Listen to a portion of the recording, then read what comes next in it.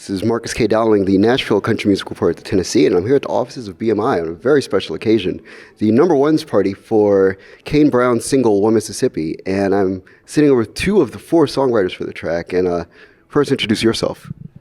What's up? My name's Ernest. Yes, sir, and? Levon Gray. Absolutely. So I want to start with you, Levon.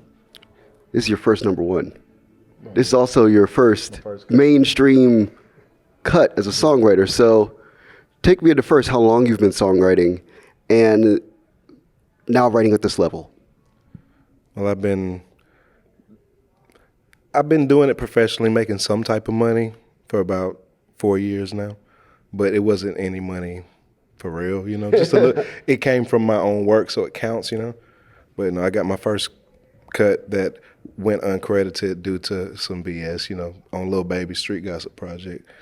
But, you know, I didn't quit, and I ended up getting signed after we wrote One Mississippi back in March. I ended up signing in June. So this has been my first year of actually having a pub deal, but I've been writing for years and just kind of not really knowing what to do with the songs. Of course. So, Ernest, you're on a run right now with number ones and top singles. Yeah. So yeah, let's take me into this one in particular, as related to, you know, like flower shops and everything else you have going on, all the, you know, Morgan Wallen, business. Yeah. You know, this was cool. This is the most recent one to go. The day we wrote the song was awesome. Levon showed up with the title, and we were kind of hanging. It was just a hangout, and the song started kind of writing itself. And when we had the demo, by the end of the day, we all knew it was a kick-ass song. We just, you know, you never know when a song's going to really go on the radio, much less go number one. So I'm glad this went all the way. This is, I think, number 5 for me, and this is my first number one party because all of them happened during the pandemic. So it's woohoo!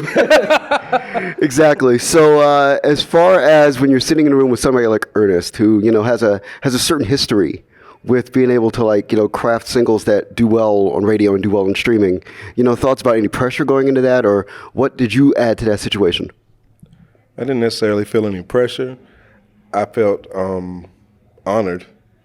I mean, he's a damn machine, you know, and to see the way he was just coming off with brilliant ideas off the top of his head, just throwing them out there.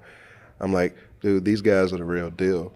And, you know, and Kane is no slouch when it comes to writing either. And he was definitely present and part of the whole process. And I just felt a little bit encouraged and like, all right, this is an opportunity for me to show that I can do this and to learn something.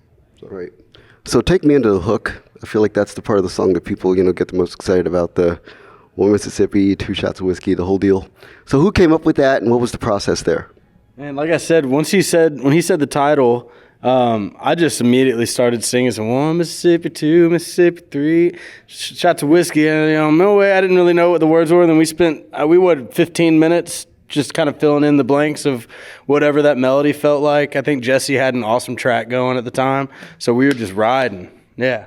Right. So. Same thing. Yeah. Okay. No, I just wanted to know because You not believe me? I do. I just wanted your opinion on that process. You know, because it's like because the way that these songs are written, I feel like, you know, people don't really necessarily understand, especially in a collaborative situation, how the process works.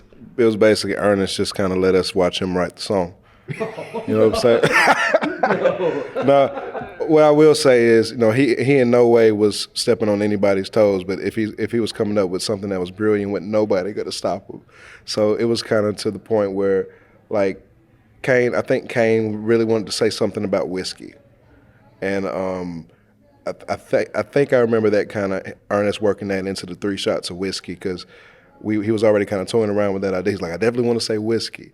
And it was such a group effort, and I was really surprised at how much those little nuances kind of shaped the song. I mean, from the I guess you call it the pre-chorus, Ernest started doing the and it was just not even any words, but it felt so right. We just kind of went with what was feeling right, and you know, he was bringing the vibes definitely, and we got a chance to really, you know, mold it into something beautiful, and I'm grateful to have been a part of it.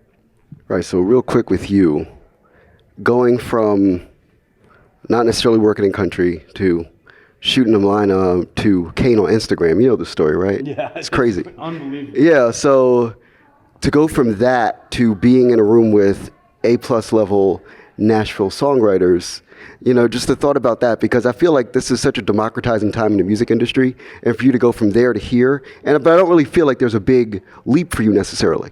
No, dude. The cool thing about it was I decided to change directions right when my mother had passed away, January 30th of 21. And I looked at my wife and I was like, I'm going to write country music like I did in high school, and now can't nobody make fun of me for it. That same R&B flavored country music that Jimmy Allen does and Kane does some similar stuff, and I was doing that in 2006. But everybody was making fun of me for it in Mobile, Alabama. And they was like, this is not country enough. I was like, well, I'm a biracial guy I'm not from the country, I'm from a southern city. Not that huge, but I talk with a drawl, but I talk with ebonics as well. And I grew up a little bit differently. I was a rapper before I was a singer, and he was too, I believe. So I fell in love with country music for real as a teenager, but it was always around. And I gave up on it because I didn't see a lane for myself. And of course, there were your Darius Ruckers and Reese Palmer at the time, and I was very excited that it could be something for me, but I just got so discouraged I went back to R&B, and literally just on a whim, kind of, and getting a nudge in the spirit, I was like, it's time to go back to what I was really wanting to do in the first place. And nobody can say nothing to me now because it's cool to be different. Right. So final question, guys in Nashville, writing together all the time, co-writes are happening every day. Would you guys do this process again? Yeah. If it'll be that easy again, it's not always that easy. And he'll tell you too. I mean, his story is one to be able to show up. My first write wasn't even. I don't even know if we had to turn the demo in. It was so bad. So it was like, so for it to happen, man, I'm so proud of you. That's awesome, bro. You're gonna have many more. Yeah, we'll do this again for sure. Yeah, your thoughts?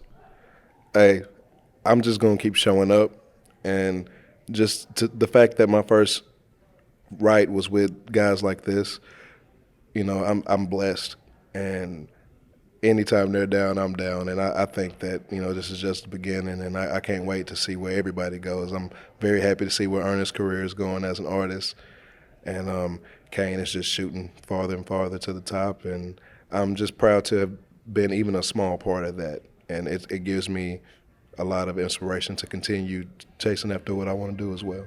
Great. So this is Marcus K. Dowling, the Nashville country music reporter here at BMI for the Mississippi #1 party with Ernest and with Levon. Thank you.